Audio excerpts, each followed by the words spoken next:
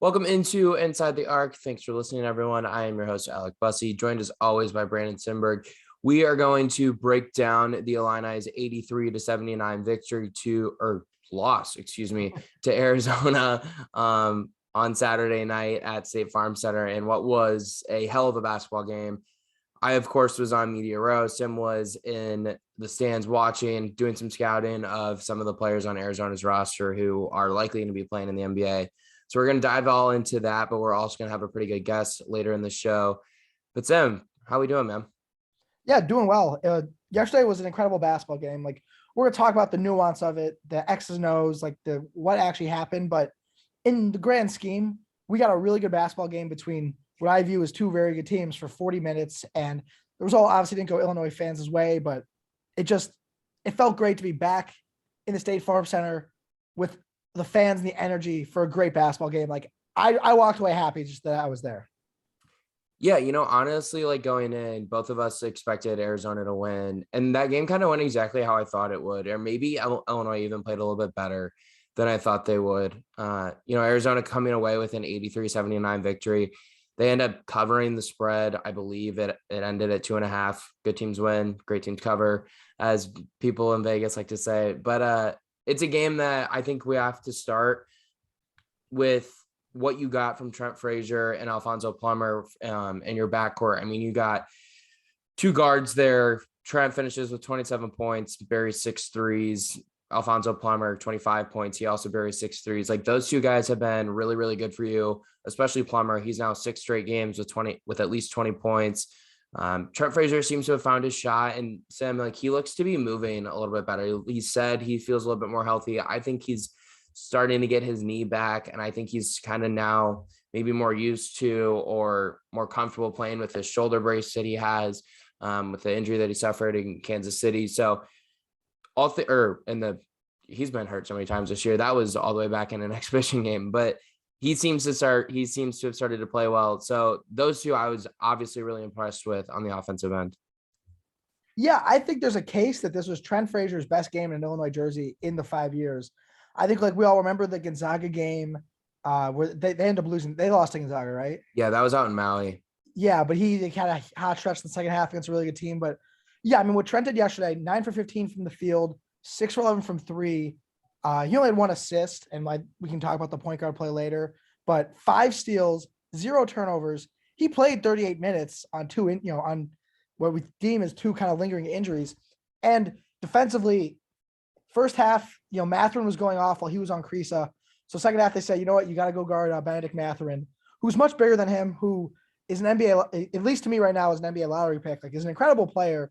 And Trent did a much better job of shutting him down in the half court. Like, Mathurin's buckets kind of came in transition in the second half. And then for all the people that thought Kerr Kriisa might have sucked, which is what I deemed as a large part of the Orange Crush because they were having their fun with him. But for people that thought Kerr Kriisa wasn't good, once Trent wasn't on him, he looked pretty dang good to me. So I just think the two-way play you got from Trent Frazier is incredible, and especially when you factor in the injuries he's had so far this year. Yeah, and I really hope people appreciate him. And I think that fans are starting to kind of realize what kind of value he's had on the program. I mean, let's just call a spade a spade. He's of the last 5 years since the Brad Underwood era, I think there's 3-4 players who you kind of identify with this program. Obviously, Io being there, Kofi being there, 2 All-Americans. But I think that Trent Frazier is the 3rd most valuable player that has come through this program in maybe the last decade.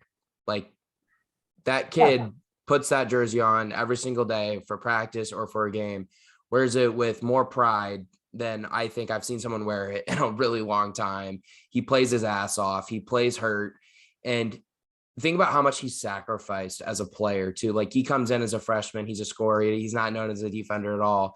And now he's, as a 5th year super senior kid, using an extra year of eligibility that the NCAA allows. He finds a way to score 27 points against a really good Arizona team. But, oh, by the way, he probably has the best defensive game of his entire career against 2 players who are probably better than him on an overall basis, especially Mathurin. Trent Frazier is the heart and soul of this program. And people need to appreciate that, because when he's gone next year, they're gonna have some real growing pains without him. I agree. I think, we talk about Illinois' upcoming recruiting class, and they're recruiting a lot of like I'd say they're recruiting guys that are maybe more offense based first.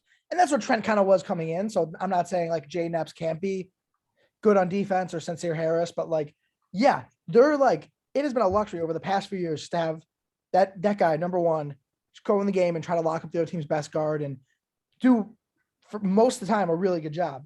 And even if, the backcourt next year is like Curbelo and Epps or Curbelo and a transfer two guard, like it's probably not going to be the defense that you're getting from Trent Frazier. So I think a big reason he played 38 minutes is because Illinois' depth right now is not great. And I know Curbelo's out, but I think the lack of depth was alarming yesterday. I mean, what did you kind of see from guys that weren't Trent, Alfonso, and I'll throw Jacob Grandison in there. He had a nice game as well. But, what do we see from guys that weren't those three? And maybe we save the Kofi talk for later. Yeah, I mean, Demonte Williams was objectively bad yesterday. I mean, he finishes with 0 points. He misses all three of his shots. I think he's shooting like 26% from three. We both expected a regression from him in terms of his 3-point shooting this season, but I didn't expect him to go back to being the Demonte Williams of the first 3 years of his career from behind the arc. And that needs to kind of come around because he looks like he's hesitant to shoot it at times. He lacks confidence offensively at times, it looks like. And he really struggled defensively. Like, I don't think he's been as good defensively this year as he was in the past. So he wasn't very good. I thought Coleman Hawkins probably had the worst game of his Illinois career. Having to guard Tabelis is tough, right? Like, Tabelis is an extremely good, extremely technical, extremely skilled player. And Coleman is a sophomore who is now in a starting role after playing just 6 minutes with several DNPs in Big Ten play last year. Like, that's a huge jump for a kid. And yeah, you need Coleman Hawkins to be better than what he was against Arizona, but also he's a sophomore that didn't play a lot. Like, he's going to have growing pains. That's just what it is. That's the reality of the situation. And yesterday was one of those where he just wasn't ready. He wasn't good enough against Tabelis, who again is a very good basketball player. I actually thought Omar Payne was solid. I know he didn't make a huge dent in the stat book. Only had 1 rebound, missed both of his shots. Both of them were dunk attempts, and both of them he got fouled on pretty hard, and neither time was it called. So I actually thought Omar Payne was pretty solid. He did a really good job of walling up against Ballo. Is that how you say it? Is it Omar Ballo? Yeah. Okay, I wanted to make sure I was saying that right. He did a really good job against Ballo defensively, so I'll give Omar credit. I actually thought he was pretty solid. I thought the freshman looked overwhelmed, and especially RJ Melendez. Brad tore into him at one point in the first half when he didn't find a man, struggled defensively, and that was bad. I actually thought Goody was fine, I guess maybe. His physicality-wise, like, Goody can cover up the things that Melendez can't right now because he's more physically developed. So, I don't know. I just kind of ran through everyone except BBV, who played 1 or 2 minutes, and He was, yeah. whatever. No, I think that's a good learning experience for those guys. Like, that game was clearly a step up physically, emotionally, even from games of the past. But yeah, Illinois you can't win games when you get 0 points from Coleman Hawkins, Demonte Williams, Omar Payne, Luke Goody, and RJ Melendez. Like, they were just a few buckets from those guys away from winning the game.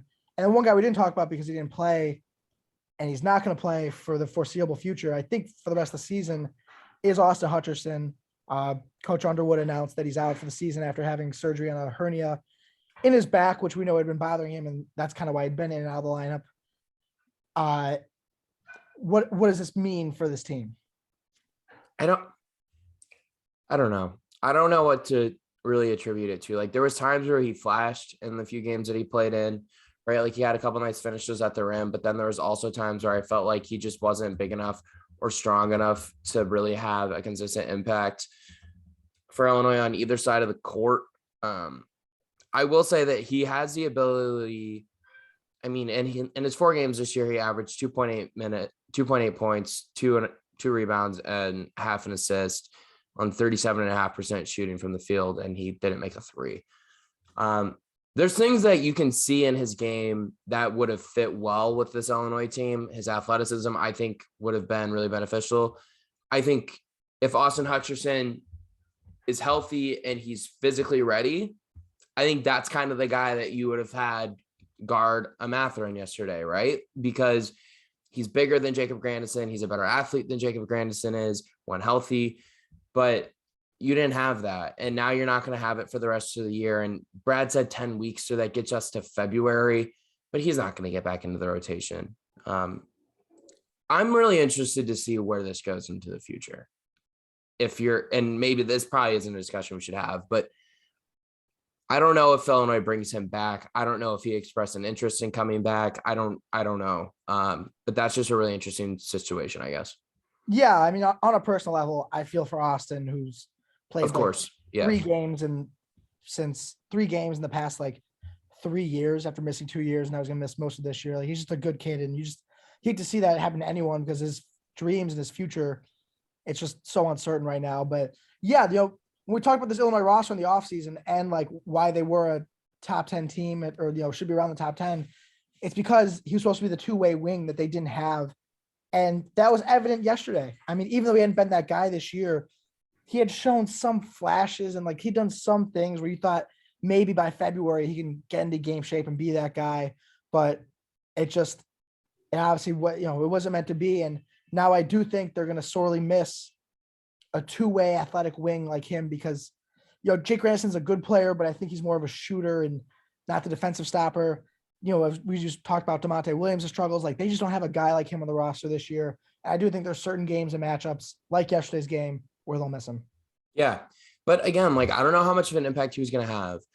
That's true too. So, and let's also look at it this way. I think it creates an opportunity, for Luke Goody to kind of find a way into the rotation, at least in a minimal role.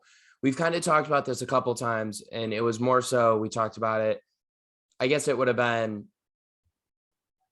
in Kansas City. No, I forget when we talked about it, but we thought he could maybe have a similar role as to what Coleman did last year, 5-6 minutes here or there, a couple DMPs in Big Ten play.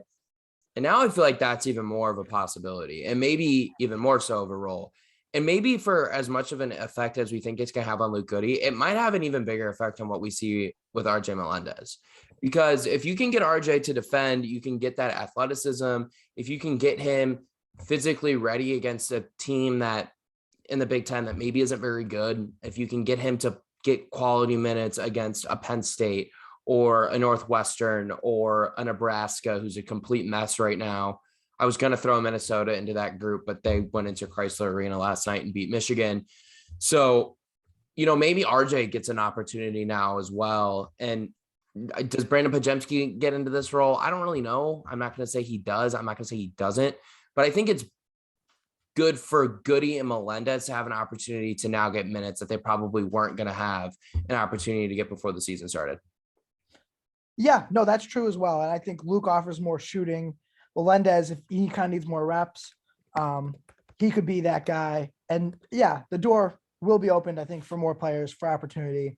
And with an easier part of the schedule coming up, I think you have to go to those guys and see what they can do. But so speaking of the door being opened up, let's welcome in our guest. He was at the Illinois-Arizona game yesterday. It is Sports Illustrated's very own Kevin Sweeney. All right, we're now joined by Kevin Sweeney to further this conversation about the Illini's loss against Arizona last night. Kevin, first of all, thanks for coming on. We appreciate you doing that. You were in Champaign. What were your kind of big takeaways of Saturday night's game? I mean, first off, it was kind of everything you want in a college basketball game. The atmosphere was, first class.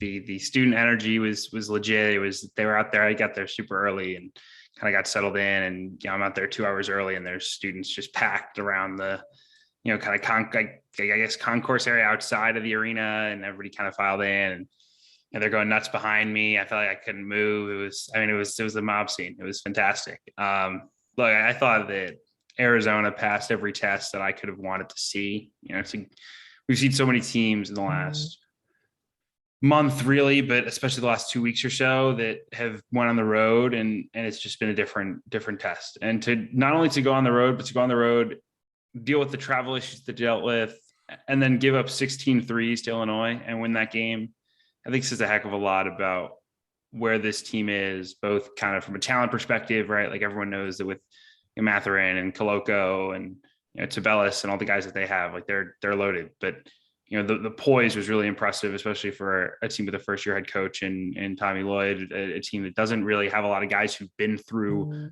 an environment like that. You think about it, like Tabellis was playing, as a sophomore, Mathurin's a sophomore. The guys played in empty gyms last year.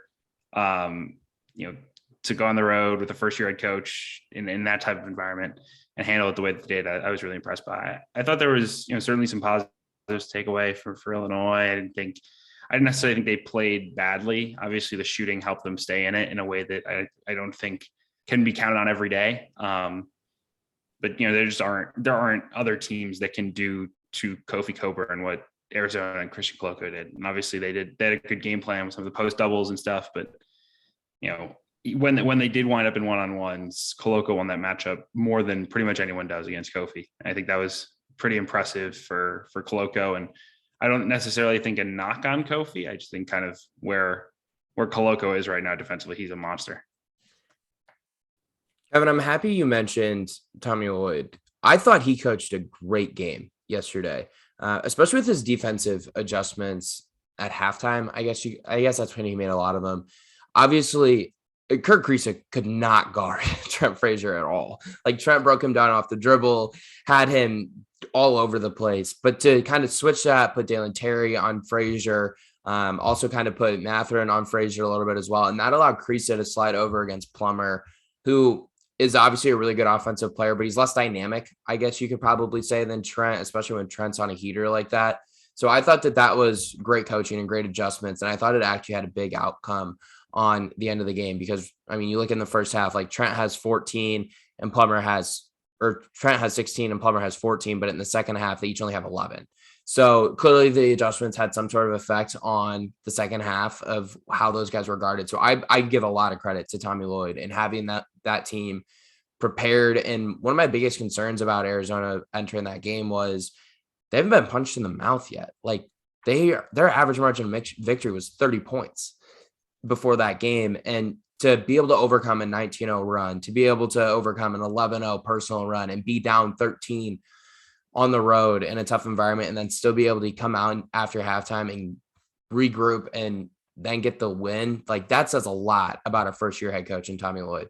Yeah, and I thought he did a good job. Just kind of, we were super close to his bench. At least that's kind of where I was seated, and so I could kind of hear everything he was saying. And it just felt like he had a lot of confidence. It wasn't, it didn't feel like the moment was too big for him. Obviously, they've been through a lot of moments at Gonzaga. But he managed that game really well. I think you mentioned Dalen Terry, and him, switching onto Frazier and helping them defensively. I think they really missed him in the first half with the foul trouble. He picked up 2, I think in the first 90 seconds of the game. He did come back and play in the first half, but as I recall, like that big run, most of that run, Terry was off the floor. So I think they really, and when he was on the floor, he couldn't be as aggressive because you saw with the foul trouble. I thought he did a really nice job of, managing that situation. And then once he got back in the game, obviously, it helped him immensely. So yeah, I thought Lloyd managed a great game. I thought, offensively, he made some adjustments as well. Certainly it was kind of what Illinois' defense gave them once they took Frazier off of Kriisa. Kriisa could go get buckets, and I give him a ton of credit because he was incredible in the second half. I think, quite frankly, like if I'm Brad Underwood, I probably live with that, right? Like again, like this is an Arizona team that I think is the best team in the Pac-12, maybe a 1 seed, right? Like this is a really, really, really good basketball team. And I kind of think that if Kirk Kriisa is the one to beat you off the bounce, you just say, you guys win. Congrats, man. Like I kind of think that's what you have to do because you couldn't let Mathurin keep cooking, like, right? You couldn't let Tabellis keep beating you on the boards, right? Like the one thing that they were like, if Kriisa was going to go get 17 in the second half and win the game for you, Kriisa was going to do that. And I think give him credit. He's a lot of fun to watch and had a really excellent game, but I don't necessarily think that was something that was like a matchup issue for Illinois. And I know Underwood said post game, like, yeah, like we got to be tougher and we got to get someone else who can take on the challenge on the perimeter defensively beyond Trent. And I think that's true. But I also think that most teams don't have two kind of elite perimeter defenders. And inevitably, I think a lot of teams are going to be making that decision with Arizona all year of like, okay, like if Kriisa beats us. And the fact that he proved he could do that on the road yesterday was really impressive. Yeah, I think Illinois, I'm sure they did. I bet they watched the Michigan game, the Michigan-Arizona game leading up to this. And because Arizona, they ran a lot of like kind of dribble handoff, ball screen actions at the like top of the key and then had two guys rolling. And Michigan was playing higher up. And so Koloko dunked everything on them. And he had 22 against Michigan. And so I think against Illinois was like, okay, we're going to sit Kofi back at the rim and not give up the lob and make Kirk Kriisa hit these tough shots. And that's exactly what he did. So I think to your point, that's, Illinois was okay losing that way because it was not Koloko or Mathurin. And going back to Dalen Terry's defense, he was the guy guarding Alfonso Plummer at the end of the game when Alfonso Plummer got 5 seconds whistled on him. Kevin, you watch a lot of basketball. Like you actually came out of my feed like a few years ago saying how excited you were for some like Manhattan game on a Friday night. And so those are the levels of basketball you watch. You watch a ton of games. What was the last time you've seen that called? Certainly not this year. I'm pretty sure not last year. I mean, it's been a while. It was one of those, like they blew the whistle and I was like, what are they calling? They're just standing there. And then all of a sudden, like it's 5 seconds, like, oh shit, like that's a call. I forgot that existed. And obviously again, like that's like an awareness thing, but also like it just doesn't get called. And I give Terry credit for like actually getting up in his man, because that's the only way you get the call is if you really kind of get up and Plummer's like, I'm gonna hold it and let everybody get set. But I guess I wouldn't have blown the whistle if I was the referee. Like it wasn't something that like Tommy Lloyd was standing on the sideline going 5-5, like begging for it. It was just like kind of got called. It's like, all right, the kind of an anticlimactic way to decide a basketball game, especially a game that was as well played as that. But the rule was properly applied. It just is not applied very often. Yeah, that's what my takeaway from it was. And I hope Illinois fans, and there was a lot of it on Twitter, just slamming Alfonso Plummer for that. And how do you do that? How do you make that mistake? Don't forget that kid made 6 threes and scored 25 points in the game up to that point. And like, he was one of the 2 reasons you were in that game. And obviously he wasn't great defensively, especially in the second half, but you're not even close in that game if Alfonso Plummer doesn't play the way he does offensively. Kevin, I also wanted to ask about the Koloko-Coburn matchup. And this can kind of be big picture. I said when I was in Iowa City on Monday night for the Illinois-Iowa game that you have to double team Kofi Coburn, or at least most teams in the country are going to have to double team him. And I expected Arizona to be one of those teams that would double team him based off some of the film that I watched. I mean, I expected them to guard him the same way that they guarded Hunter Dickinson, but they didn't. Koloko did a really good job of shutting Kofi down. He gets credited with 2 blocks. Both of those were early in the second half. I don't think I've seen Kofi get blocks like that ever in my life, and I don't know if I'll ever see it again. Is there another player in college basketball or another person that Kofi you think is going to play against this year that is going to be able to defend him like that? Because I don't really think there is in the Big Ten. No, not in the Big Ten. I think, I just got done watching Baylor Villanova, and you watch like a Jonathan Chachua, and like you think about his kind of athleticism and toughness and like fearlessness. I think there's a level of just like, I don't care if he dunks on me, I'm going to try to block this thing that you have to do what Koloko did to Kofi.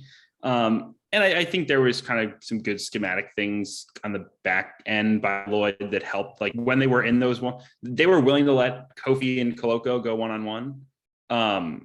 But it wasn't something that they let happen every possession. They doubled a lot more when Ballo was in the game. They did double at times, I think in the first half when Koloko was in the game.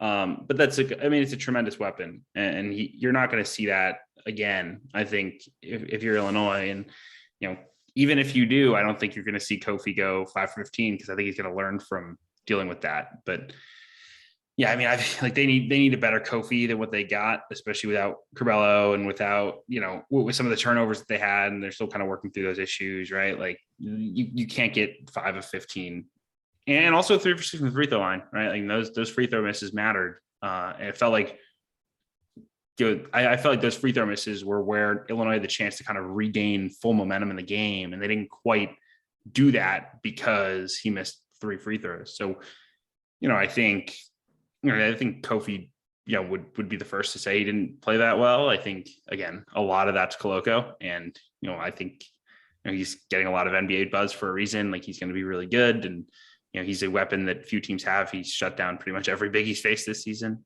He's faced some good ones, but it's certainly not a matchup you can afford to lose if you're Illinois, right? Like Illinois' matchup, calculus does not involve losing the battle of the centers, and they kind of lost the battle of the centers last night. So you actually just touched on this guy briefly, but I think the one thing I think people are forgetting with this Illinois team is Andre Curbelo was not playing, and his situation is still a little murky right now, but there is expectation that he'll be back at some point this year. But in his absence, Illinois has gotten huge performances from Trent Frazier and Alfonso Plummer, and it's clear with the more minutes and more shots they get, the more in rhythm they've gotten and the better they've played. So if Curbelo comes back, how do you think Illinois should handle this kind of 3-guard thing they have now? So I think Illinois right now is far too reliant on Alfonso Plummer. I like Alfonso Plummer. He's a big time shot maker. We saw that yesterday, but there's a reason they were minus 17, and there's a reason he turned it over 5 times. And there's a reason why he was kind of the 6th man at Utah, right? Like, he's really, really dynamic and can play a huge role on a college basketball team and on a very good basketball team. But like at 37 minutes a game, at the level that they need him to play is not something I think that's kind of sustainable. I think they need Curbelo back. I think they need his ability to create in the pick and roll. Again, I think we like the national kind of conversation about Illinois and about Curbelo is like, okay, like Curbelo sucks now, which is just so unfair, right? Like, this kid, they changed their entire offense. I was talking to the Illinois staff before the game. I was like, we changed our entire offense once we lose Kofi to be all pick and roll, and then all of a sudden, like, we can't do that anymore because Curbelo is out. Now we got Kofi back. It's like they had like 2 games where Kofi and Curbelo were there. They're doing something different there. It's like they've all these injuries. They can't practice. Like, there are all these reasons why I just think it wasn't a good situation for Curbelo to walk into. I think he's incredibly valuable with his skill level in the ball screen. Look, he has to make better decisions, right? Like, that's not news. Everyone knows that, like, he made some really, really bad decisions in those first 4 or 5 games or whatever it was. And they need better from him, but I think he's going to add real value. And I think, in terms of the role allocation, that's where it does get interesting. I do think, like, situationally you could play the 3 of them together. I wouldn't do it a ton just because you're going to have like a 6'6" wing getting guarded by one of Curbelo or Plummer, which I don't love. But, I think with the minute management, it works fine. And I think as long as you let Curbelo not be like the highest usage player in the country, which is basically what he was for the first 5 games of the season, I think he'll be really effective and really, really helpful once they get him back in there. Hopefully they can get him back relatively soon. Again, the details seem murky. We'll see what that timeline winds up being. But obviously, I think they need him to reach their ceiling in Big Ten play. And I think if they can, if as long as they can keep Plummer engaged, then it's a win. And I think Plummer has been kind of in and out throughout his college career. Like, this isn't new. It's kind of particularly challenging when you're this big transfer now. You're coming off the bench and you got every shot you wanted at Utah. Like, how does that change things? I don't know, but I think there's also kind of just like a lot of ego in that backcourt. And how do you figure that all out? Like, that's Brad Underwood's job, not mine, thankfully, because I wouldn't want to have to do it. But I think with Bello back, this is a different backcourt.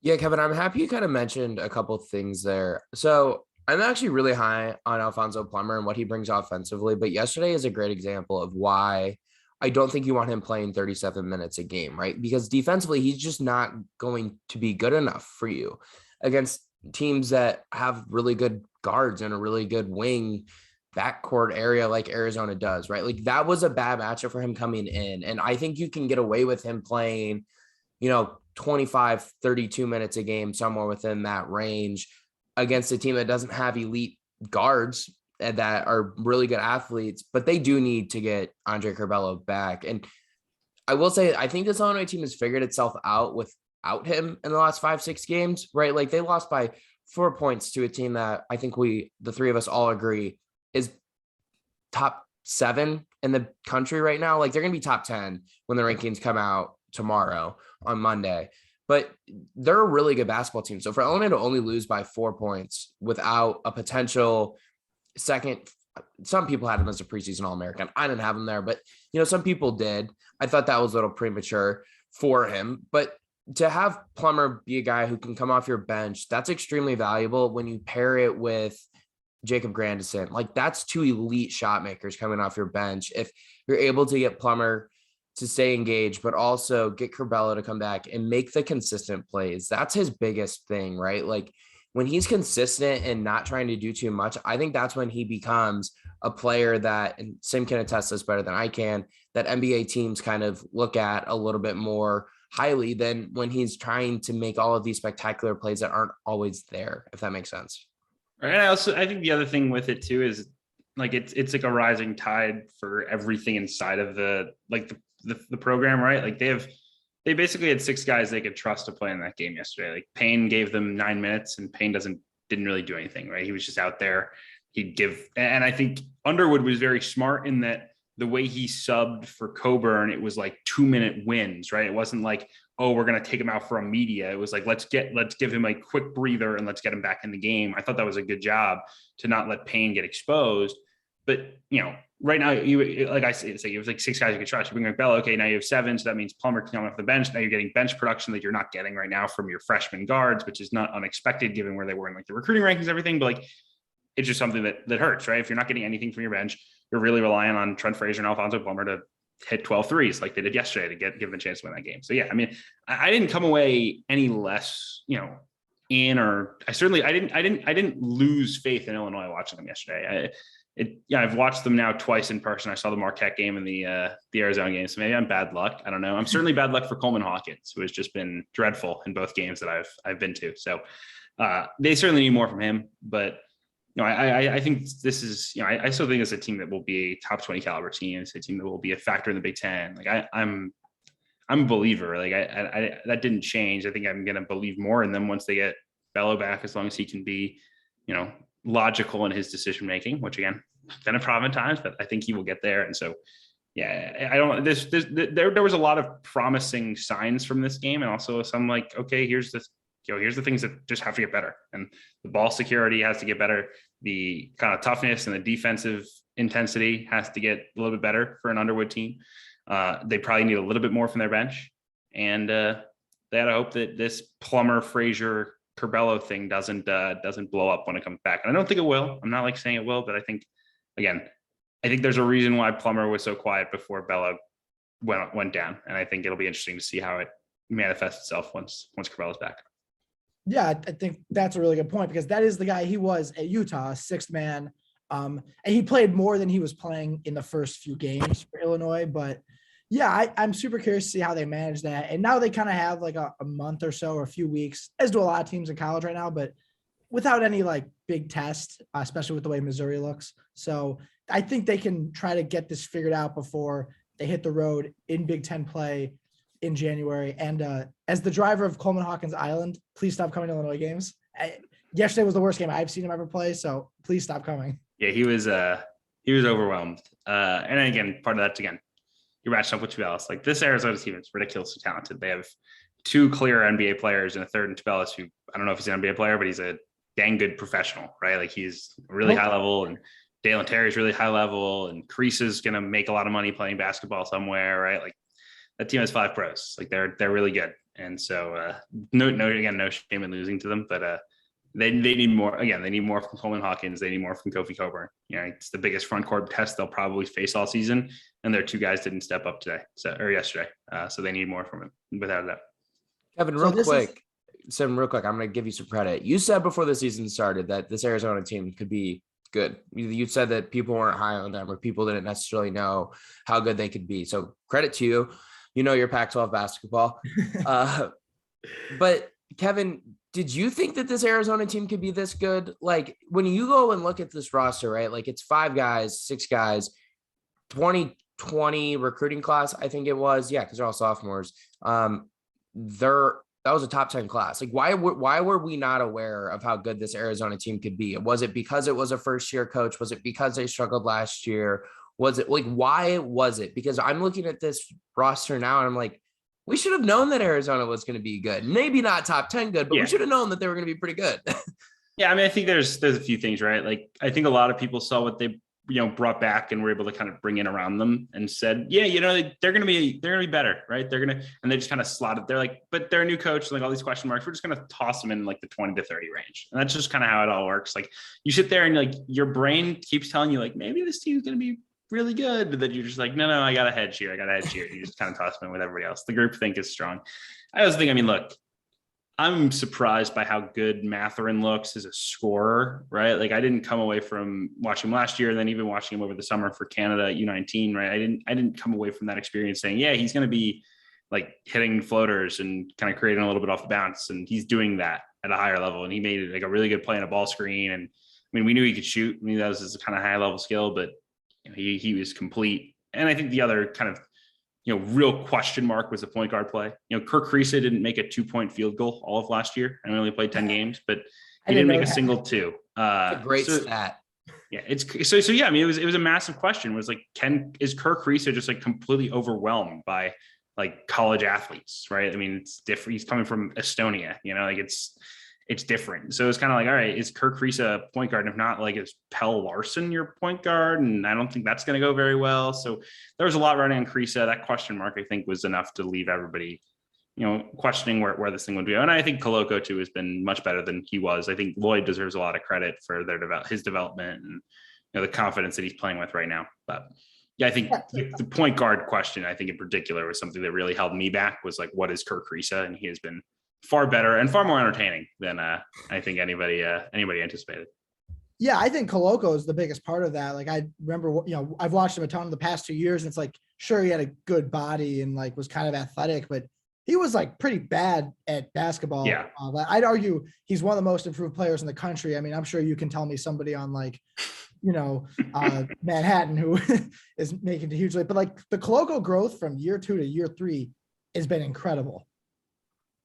Yeah, he's awesome. I mean, I first saw, I think during the Michigan game, like Gavoni tweeted like, yeah, he might be a first round pick. And I was like, Christian Koloko? I hadn't really watched him this year. I was like, like Arizona seems to be off to a good start, but really, like, I get he's 7'1", but what have we seen? And then, he's so good. Yeah, defensively, I still think he's pretty limited as to what he does offensively. I still don't know that I would invest a first round pick in him, but I'm not an NBA GM. So we'll let those folks make those decisions. I just know he's a really, really high impact player. And the team around him is like really well optimized to use his strengths. When you have the shooting that they have, the good pick and roll playmaker, and Kriisa, the kind of true power forward who can, help him out on the glass, but also stretch the floor and not like clog the lane. I think a lot of those things kind of work in Koloko's favor. And he's been, a huge beneficiary of that for sure. So this is like mostly a Big Ten podcast. Like, obviously we cover Illinois, we talk about the Big Ten, but our second true love is the Pac-12, the conference. Your true love. You've gotten me to like it. I'm not like staying up on a Wednesday night until 2:00 in the morning to watch Washington State and God knows who. I think you're missing out. Thank you, Kevin. I'm sorry. I'm not staying up until 2:30 in the morning to watch Washington State, who just lost to South Dakota State, and Cal. I'm not doing that. I'll go to bed. But so I know we pay attention to that league, like, or at least I do. Is Arizona better than UCLA? Do you think Arizona is the favorite in the Pac-12 as of right now? Or am I USC Trojans in there? I think Arizona's the best team in the league. I think UCLA will be better as they get Cody Riley work back in. I think, looking back, I was at Gonzaga UCLA and kind of watched it and then watched the game from the previous year to be like, what changed? And Cody Riley changed, right? Like him not being in that game was huge. His ability to, post up and score on people, but also shift, switch defensively and, handle the ball a little bit, and like DHOs and stuff. Like Miles Johnson just like super uncomfortable, and Kyle Riley was awesome. So I think UCLA starts to look more like that top 10 team with him, but I just love this Arizona group, right? Like I think a guy like Matherin could lock down a Juzang. They're long and athletic at every spot. They're very well coached. They have shooting, they have toughness. The fact that a guy like Krisa could win them a game like he did yesterday in the second half. I mean, I think it says it all. I think this is a top 5 team. There's a chance I will put them number 2 in my next top 25. Like I'm that in. Ooh. Maybe that's overreactionary, which I've been known to be this first month, but I think everyone has been. I think they're that good. I think they're a team that will be in the mix for a 1 seed come March. Yeah, Kevin, I actually agree with you. I left State Farm Center yesterday and I texted Sim and I said, they're the best team in the Pac-12. And I was incredibly impressed with what they are. And maybe my one concern with why they can't be better than UCLA is their depth. I feel like they really play, 7 guys. And can you rely on that to win you a conference? Can you rely on 7 guys to win you 6 games in March? But I agree. I think that they're incredibly fun to watch. They're really talented. They play a great brand of basketball, and Tommy Lloyd has quickly proven to be a pretty good coach. So let's kind of switch it to the Illinois side and the Big Ten. You kind of talked about this a little bit earlier, but where are you at expectation-wise with Illinois for the rest of the year? Are they a team that can win the Big Ten if Purdue stumbles, or are they, a top 5 team in the Big Ten, but you don't think that they can finish ahead of Purdue? Yeah, I mean, I think I'd be surprised if they won the league. I think Purdue's just a little bit better. Their offense is special.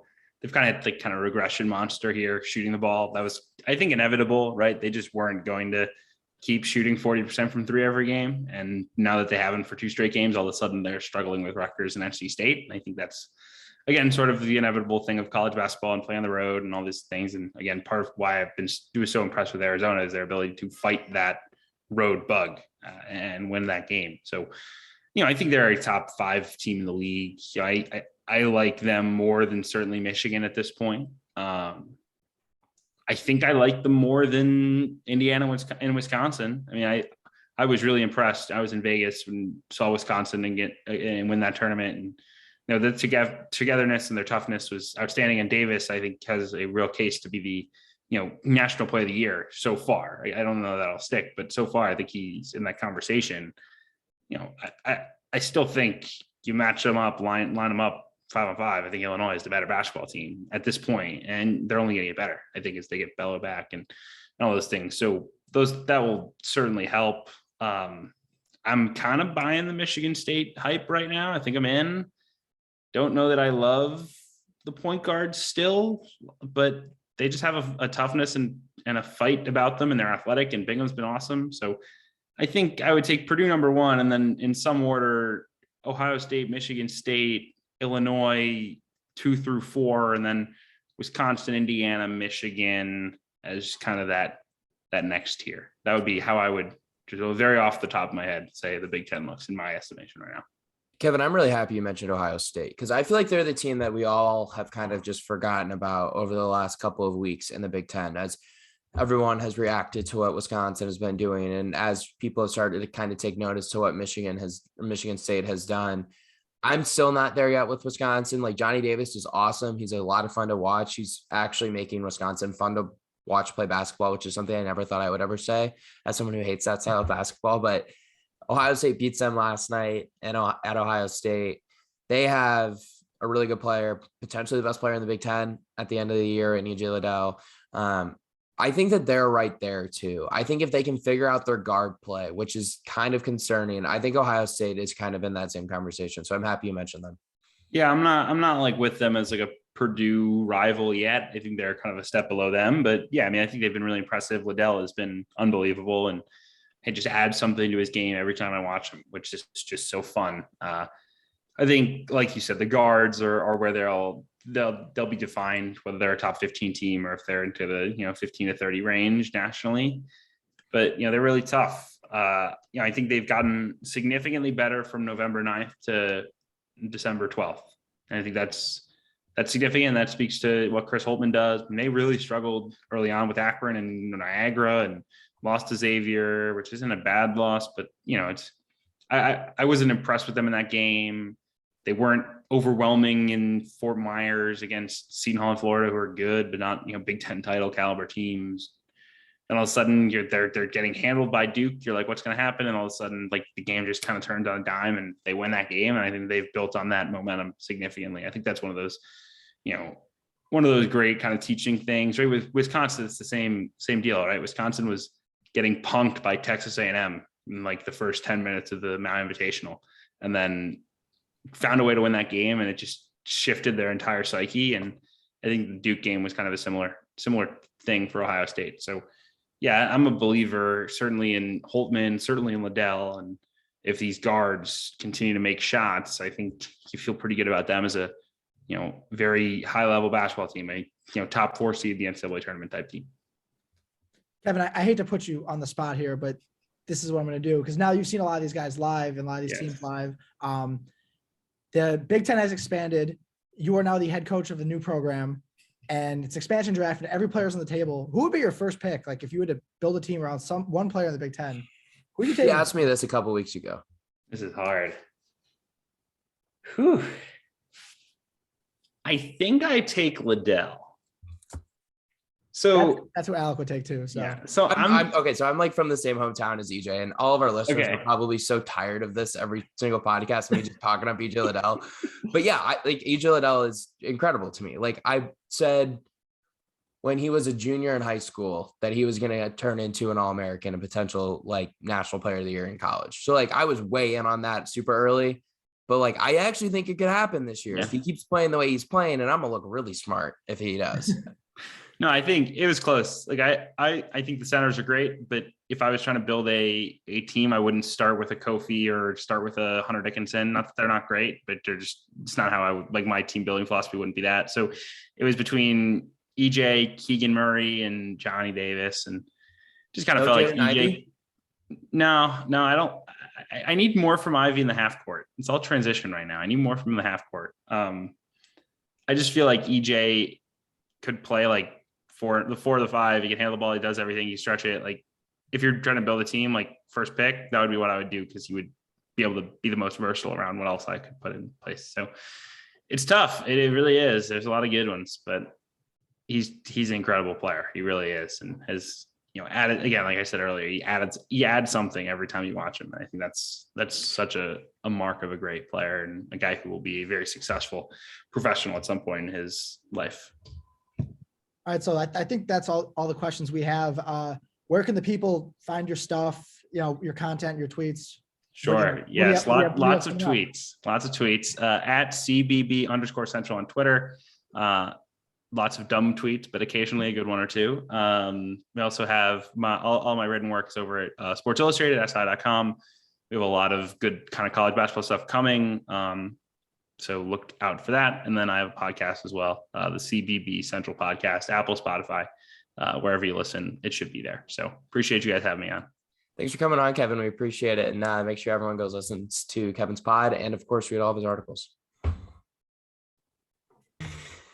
All right. Once again, special thanks to Kevin Sweeney for joining us. That was a pretty insightful conversation. I really liked his point about, the Curbelo Plummer Frazier dynamic and how you balance those two when they get back. So Sim, thanks for getting him on. I know you guys have a pretty good relationship, and it's always good to get someone else on, especially that was at the games, just to get another perspective. Yeah. I mean, like me and you watch a lot of basketball. We are like we're huge basketball nerds, but Kevin is just up there, just one of those guys that will watch anything at any time. So to hear his perspective, and he's not an Illinois reporter. Like he doesn't watch every game in and out like we do. So it's always good to get a perspective kind of from afar. But I guess as we wrap this up, heading into a kind of a dead period for Illinois. It's boring now. Yeah, that week off before they play St. Francis, PA, who's at home, who's not very good. Then 4 days off before Missouri, bragging rights, which we'll cover, but boring. God, Missouri's bad. Then another week off before Florida, A&M, and then we start 2022 with Big Ten play again. So this heading into this kind of longer stretch now, where they have downtime, is at the practice facility. What kind of things would you want to see them work on and do? Because Brad has talked about his practices in the press conferences. Man, Brad's gonna kill them, it sounds like. And I don't know. I'm gonna say this about this situation. And Brad said this yesterday in the press conference, and then he kind of stopped himself and he wouldn't let him say it again. And he said it on the post-game radio show, or the post-game radio interview with Brian Barnhart and Deion Thomas. We haven't had an opportunity to really grind them in practice because guys have been hurt and guys have been sick and guys haven't been able to be there. I was fine with that around the time of the, UTRGV, the Notre Dame game. I'm out on that take. Like, stop saying it. That was 2 weeks ago. You won 5 games in a row. You competed against an Arizona team that I think is really, really good. As everyone knows who've been listening to this, if you made it to that point, we think Arizona is really good. I have to quit saying that. Get them in practice this week. You got a whole week. It's finals week. I get that. They're going to be busy with things in class. Grind them, get them tougher if that's something that you really need to do. But also you need to figure out how to get your defense better, because that's something that needs to be figured out. And I know that it's tough to do that when you don't have your starting point guard, who I don't necessarily think Andre Cabello is an all-world defender, but he's a lot better than Alfonso Plummer is. So I think that you'll see a lot of like toughness things. And Brad said he was going to consequence basketball. I guess that means you turn it over, you run, you make a mistake, you run, or push-ups or whatever. So there might be some trash cans being used for things other than trash. It sounds like this week, hopefully not too much in excess, but got to get them to be tougher, because, and I know I just said the Mizzou game's boring, and it by all means should be boring because Mizzou is maybe the worst Power 5 basketball team in the entire country, but that's a game that's always close. That game always means a lot to the Mizzou players that are on the roster. It means a lot to Konzo Martin, someone who grew up close to St. Louis, understands the rivalry pretty well. So you got to be ready to play in that game. Yeah, I would say the toughness, the defense, obviously. And I mentioned this earlier, but let's see what we have from some of these other guys. They're like 1 or 2 players short right now, and bench depth was supposed to be one of the strengths of this team coming in. Like, at one point we thought we'd have 9 to 10 playable guys, and they don't have that right now. So, let's try to get a good week of practice from the freshmen, and give them some run in these next 3 games over the next few weeks that shouldn't be that close. I want to see what they can do and what they can bring, because it feels like Illinois is a player short right now. Yeah, another thing I would like to say that I think is important, hit the road recruiting wise. See if you can get some momentum in the 23 class with kids you're targeting, whether that's Jeremy Fears, who's taking a visit to Michigan, I believe, in later December. Illinois sitting well there. That kid's taking a bunch of visits here for games just to be in the stand. So they're sitting well there. I know that. But get in on a Kylan Boswell, start spending more time with JJ Taylor, Dede Ames, these kids that you really want in the 23 class. They had a kid on campus yesterday in the 23 class as well. So he was from North Carolina. So if you're able to, 4-star, by the way, his name's slipping, Akil Watson is his name. Yeah. Start getting some extra time spent with those areas. You got a week off the games. You're only allowed to spend so much time with players. It's finals week, so that makes your schedule a little bit tough. Get some recruiting in, because that's the lifeblood of every program. And your 22 class is done. You're not going to add anything more to it. So see if you can start hitting some home runs in the 23 class. Yeah, absolutely. So that's all I have. Alec, obviously you've been covering this team in and out. What do you have to plug? I don't really know. As of right now, I haven't written as much the last couple of days, obviously with finals and just kind of other stuff going on in my life, that I haven't been able to write as much as I normally do, but I'll figure stuff out this week. I do want to have another pod this week, so hopefully we can get that out to you guys. But thanks for listening. Make sure to watch Sim's film breakdown on Twitter of this Arizona game. It'll be entertaining to follow and learn things from that. But yeah, thanks for listening to this episode of Inside the Arc, everyone. We appreciate it.